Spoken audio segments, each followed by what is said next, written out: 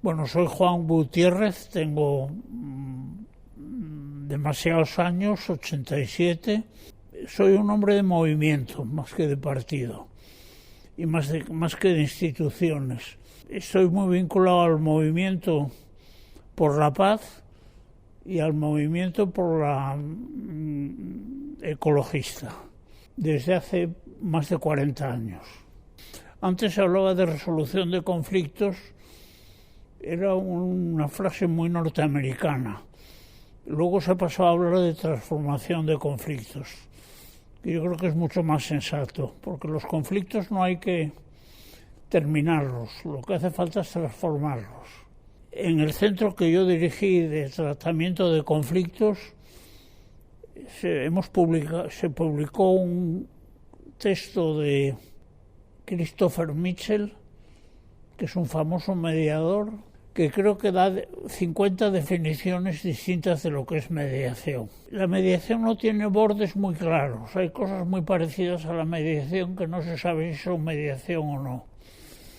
Esencialmente, a mi entender, es una acción en que normalmente, aunque no siempre, interviene un tercero en que hay varias partes en conflicto y interviene una parte que generalmente se entiende que está fuera del conflicto y que es neutral y que ayuda a las partes en conflicto a relacionarse entre ellas y a idear y encontrar una fórmula para transformar el conflicto de forma que responda a las necesidades fundamentales de todas las partes. Sin embargo, hay veces que el mediador, que puede ser una persona o un equipo, mejor un equipo si se puede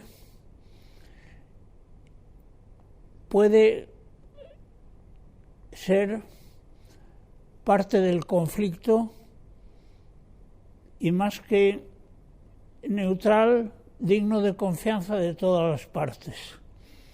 Eso es una aportación que introdujo Jean-Paul Lederach, que dice que hay el método nórdico de mediación, en que el mediador es neutral y externo al conflicto, igual que un juez. En cambio, la mediación sureña, como dice Jean-Paul Lederach, puede estar involucrado en el conflicto, pero ser digno de confianza de todas las partes del conflicto. Bueno, la experiencia de mediación más potente en que he estado, he tenido la suerte de mediar en un grupo de 3 mediadores. Y ha sido una mediación muy larga, porque se trataba del conflicto que se llama conflicto vasco, que a mi entender está un conflicto entre el nacionalismo español y el nacionalismo vasco. Entonces es una mediación que duró 10 años y es una mediación informal, que hay que distinguir y es muy importante hacerlo entre mediación formal y mediación formal. La mediación formal es ante todo confidencial y no sabemos qué resultados hubo en la mediación. Esa mediación sola no sirvió para transformar el conflicto como se quería transformar, o sea, eliminando la violencia armada, por lo menos la violencia armada insurgente, la violencia armada protagonizada por ETA. Esa ha desaparecido, pero no gracias a un acuerdo, no se consiguió un acuerdo, sino que al final ETA se ha desarmado unilateralmente y sin acuerdo. Entonces ha sido una transformación muy buena del conflicto. El País Vasco hoy está muy tranquilo, muy pacífico. Yo creo que no ha llegado a una reconciliación, porque sigue habiendo una especie de jerarquía entre los vencedores y los vencidos. Y no ha habido un acuerdo, sino una decisión unilateral de ETA, que es muy difícil de reconocer aquí. aquí en Madrid. No necesariamente. Normalmente se entiende que el objetivo de la mediación es llegar a un acuerdo. Un acuerdo es importante, pero no siempre es necesario y tampoco garantiza la transformación que se busca del conflicto, porque luego muchos acuerdos no se cumplen. Incluso Napoleón decía que hay que llegar a acuerdos que el otro lado no pueda cumplir, porque entonces le puedes volver a declarar la guerra. Entonces es un acuerdo que le permite volver a hacer la guerra. Es muy importante también conseguir un consenso. O sea, vosotros imaginaros un conflicto dentro de una pareja que se quiere. Gracias a una mediación pueden entender los miedos y las necesidades del otro lado y intentar asumirlos y llegar a un consenso. Un muchacho y una muchacha no escriben documentos de acuerdo, pero llegan a consensos, que es como quien dice, es la parte más oculta de los objetivos de la mediación. En una mediación en la que se atiende al consenso y no solo al acuerdo, cuando tú puede que llegues a un cierto consenso pero no a un acuerdo, estás madurando toda la situación para poder seguir intentando y buscar otro acuerdo. No se produce una catástrofe. Se llama el proyecto Hebras de Paz Viva. Y eso viene de la importancia de la memoria. La memoria tiene una enorme fuerza educativa. Es un acceso al pasado gracias a narraciones del pasado. Otro acceso al pasado es la historia, que más bien se basa en documentos. En ese sentido, la fuerza educativa de la narración está orientada por lo menos desde el siglo XVIII, a resaltar las atrocidades que han hecho los seres humanos, el comportamiento inhumano de los seres humanos. Han surgido lo que se llaman la memoria colectiva, que es un término que acuñó un intelectual francés judío, que escribió un libro sobre la memoria colectiva, que es muy famoso, con el título Memoria colectiva, y que murió en un campo de concentración alemán. Influye más esta memoria colectiva, que tiene un rasgo muy curioso. Es la memoria colectiva de millones de personas, pero no está generada por esas mismas personas, sino está generada por los que dominan los medios de comunicación y lo cuentan a su manera. No se genera por los propios que son quienes reciben esa memoria. En un conflicto, cada parte tiende a entender que la razón está de su lado. Y hay muchas veces que no se quiere llegar a una mediación, sino simplemente destruir al enemigo. Y se declara que no existe un conflicto, sino que lo que existe es una banda criminal, por ejemplo. Entonces eso viene de la memoria colectiva, que dice que en nosotros tiene toda la razón y el contrario, el adversario, el enemigo, no tiene ninguna razón. Entonces no hay que mediar, porque no hay que juntar la razón de un lado y la del otro, porque la razón está toda de un lado. Y entonces el otro no es más que criminal, lo que hay que hacer es perseguirlo y destruirlo. Y eso lo aporta la memoria colectiva, que está ladeada, está escorada para un lado, a favor de nosotros y en contra de los contrarios. Claro, en 1915 hubo el genocidio de los armenios en Turquía.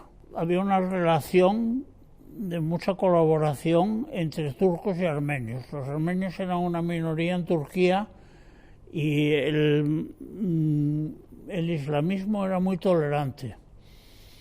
Entonces, por ejemplo, había muchas profesiones que tenían solo los armenios y no hacían los turcos. Por ejemplo, los joyeros, eran todos armenios. Empezó a haber opresión por parte de los turcos hacia los armenios. Y entonces una vez hubo un atentado que un armenio mató a un turco. Y entonces eso lo recogió la memoria colectiva desde los que dominaban los medios de comunicación turcos. Ya se presentaba a los turcos como víctimas de los armenios, cuando era más bien lo contrario. Y de ahí pasó el que se justificara el holocausto de los armenios, que fue el expulsarles al desierto para que murieran porque no podían ni comer ni beber en el desierto. Pero eso ha sido una memoria colectiva que definía a los armenios como seres inhumanos y como un peligro para proyectaba la imagen de enemigos sobre los armenios. Bueno, la memoria es selectiva, que eso está todo el mundo de acuerdo. Desde Voltaire, siglo XVIII, la selectividad viene dada por poner en el centro y por recoger, la memoria recoge el dolor, el sufrimiento, la pérdida que sufren las víctimas. Anteriormente era distinto. La memoria más bien recogía la gloria de los vencedores. Pero la otra cualidad de la memoria es que es transformable. Puede transformarse para ser de una memoria que se da de patadas con la memoria de los otros a una memoria común, como bien común. Sobre eso hemos recogido bastantes casos. Una memoria transformada muestra que también hay no solo humanidad en las filas propias, sino también en las filas del enemigo. Es una cosa clásica que yo creo que es verdad, y es que en una situación en la que se puede transformar la memoria, tiene que haber una especie de bloqueo. La palabra en inglés es hearting stalemate. Stalemate es un bloqueo, y un hearting es un bloqueo que hace daño a ambos lados. Cuando se llega a un bloqueo que hace daño a ambos lados, entonces cada lado no puede ni vencer ni ser vencido. Y entonces tratan de encontrar otro medio. Entonces, cuando hay una cierta disposición a transformar la memoria, y entonces se puede recoger voces y relatos que muestran que hay humanidad en las filas del enemigo y no solo en las filas propias. Puede ser una relación de fuerzas muy desigual, pero que permite, sin embargo, el más débil puede lograr generar un bloqueo, de forma que la memoria del más fuerte se puede transformar. Bueno, hay toda una serie de reglas en los distintos enfoques de la mediación. Se habla mucho del parafraseo, no voy a entrar en ello. A mí me gusta mucho un planteamiento que yo llamo y que he recogido de los cuáqueros, que hablan de peregrinar en el otro hasta encontrar a Dios en el otro. Yo no soy ni cuáquero ni cristiano, más bien soy ateo. Pero es una metáfora, creo que muy rica, que yo llamo el siar al otro. Desde la palabra sí digo siar, hago un verbo. El siar al otro es honrar al otro, hay que honrar siempre al enemigo y no declararle que no es un ser humano. Es un ser humano que hace cosas inhumanas, como todos los seres humanos, pero no deja de ser humano. Entonces hay que buscar, incluso apoyarte en el enemigo para encontrar algo a lo que le dices que sí. Para mí es un ejemplo. A Nelson Mandela le llevaron a juicio porque había organizado la lucha armada contra el apartheid. No solo había participado en ello, sino que había sido el organizador. Y le llevaron a juicio y parecía que le iban a condenar a muerte. Y entonces él le sió al juez, le dijo que sí al juez porque le dijo, mire, señor juez, aquí me tiene usted y usted tiene que aplicar unas leyes injustas, que son las leyes del apartheid. Pero yo sé que usted es un juez justo y honesto.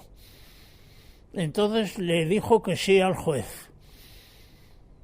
Y entonces era muy difícil que el juez luego le condenara a muerte y efectivamente no le condenó.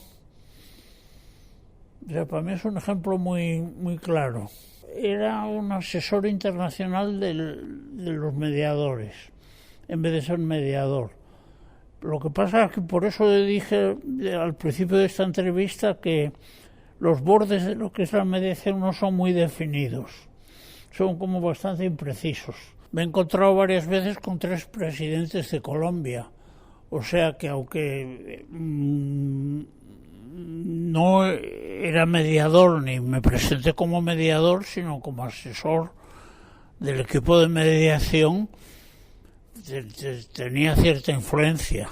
Yo he tenido la suerte de poder, en cierta medida, convivir, aunque convivir en periodos de tiempo que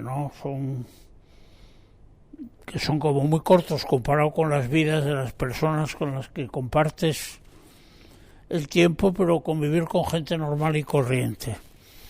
Entonces he visto un poco cómo afectaba el conflicto a la gente normal y corriente. Y entonces siempre he tratado de ser como un canal de transmisión hacia las personas notables o con poder, de la gente normal y corriente, que más que ser gestores directos del conflicto, son los que sufren sus efectos. Desde el proyecto en que yo estoy involucrado, de Hebras de Paz Viva, las mujeres son las que aparecen, que es en el cuidado. Ahí las mujeres son las que lo hacen. El hombre más bien es un cuidador de sí mismo, el macho. La mujer es más bien es cuidadora de nosotros. Yo cuando vivía en Alemania recogí un proyecto en el cual decían, nos interesan las mujeres porque sus estrategias de sobrevivir nunca son de sobrevivir como individuos, siempre son de sobrevivir con la familia y los hijos. En cambio, las estrategias de sobrevivir del hombre son muy de yo. Yo soy el sobreviviente. Pero eso no ocurre necesariamente siempre. Muchas veces hay, digamos, como el espíritu femenino, si que se quiere llamar, que te lo encuentras en hombres, y el espíritu masculino te lo encuentras en mujeres. En un conflicto, de lo que se trata es de buscar y buscar hasta encontrar la humanidad en el enemigo. Y formas de hacerlo incluyen la mediación. Pero también, además de la mediación, hay muchas formas de hacerlo.